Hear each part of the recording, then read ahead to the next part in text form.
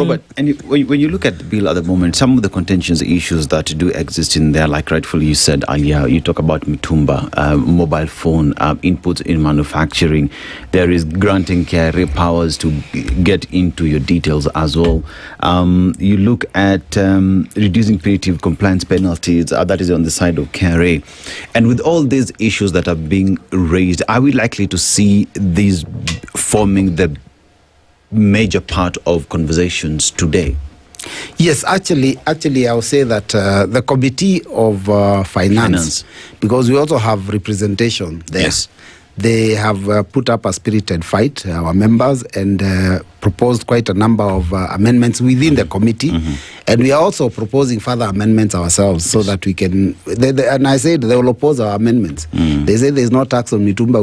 We are going for even all the other, even import duty. We'll go for it, because they say there is no tax. You know, I mean, the minute you start a war, be ready to fight till the end. So we are going to say that we remove those taxes, because if you just say there's no tax, yet it is there, it is in the document. So if you've started that fight, we go all the way. The president said that people earning less than 30,000 shillings should not be paying any taxes. Yeah. And it is nowhere in the bill. You know, is somebody supposed to ask me where is that clause?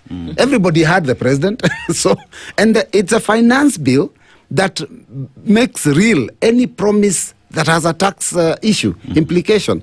So if the president did say that people earning less than 30,000 should not pay taxes, we are supposed to amend the income tax, the schedule of pay as you earn, so that it reflects the same. But we have not. It is not there. Why wouldn't that be done? Because these people are they're very good at fake promises. So the promises will be given, and then when we say we want this in the bill, you'll be asked what clause. The president spoke. He didn't quote a clause. He spoke in public. Every Kenyan had. And there are people who are banking on that promise, of course, to not be taxed if they earn under 30,000 shillings. Of course. And the only way that this can actually become a reality is if it is in the law. Of course, that is it. And we've said that. We'll propose it and they will reject it. I know.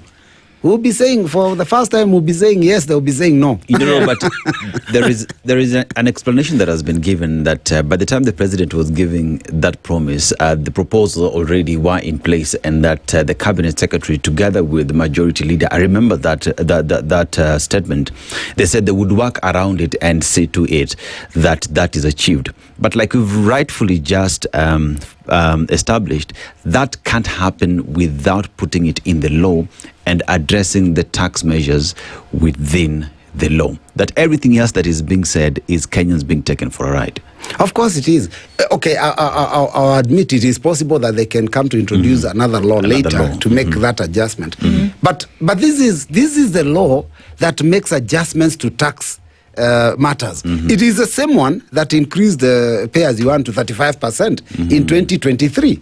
So why is it suddenly not the same law that you can use? And already it is undergoing public participation. Yes. All you have to do is, as a committee, is recommend and put it there. If the executive actually wanted to give a relief to Kenyans earning less than 30,000, they would have done it.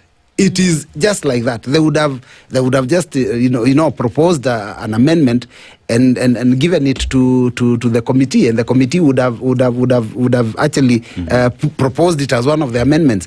But I'll tell you that there will be quite a number of amendments on the floor of the House that will try and get rid of some of these things and create clarity in some of them, because there's also a lot of ambiguity in the manner in which some of these things have been drafted, and the arguments and the counter arguments really sometimes you look at it and you wonder whether it is just semantics or it's real. You know, that when we say they've imposed a tax on non-resident rental income, and they argue that there is no new tax, but if you read the law, it actually says that.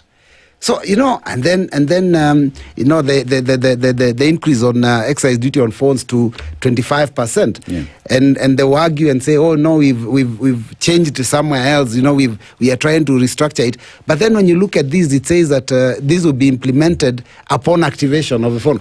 Even the logic and the system behind it, I don't think they can explain, because this is something borrowed from places like the US. In the US, you don't go to a phone and buy a phone. I mean, to a shop and buy a phone. You actually buy a phone from phones are connected to the service providers. Yes. So in the US, you go and walk into a Safaricom or a Telcom shop or an Airtel shop. That's where you find phones. In Kenya, you go to the the streets of Nairobi. Majority of the shops are selling phones. So how does that shopkeeper reactivate that phone there? Kenyans will just walk in, buy the phone and walk out with it. KRA should tell us, how will they do if you go and buy a phone? How will they now come to tax you the 25%, because they're saying it's not going to be taxed. Activated. So how do they charge you? How do they? You don't activate it at the shop. No, you don't. You can buy downtown. Are you going to activate it with the character who's selling it to you there? You pick your phone, you go, you just confirm that it's working. Then you go and put your SIM card at home.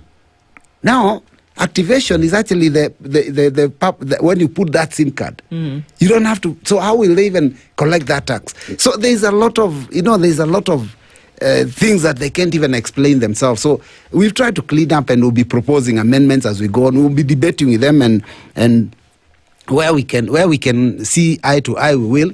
Where we don't, we will oppose.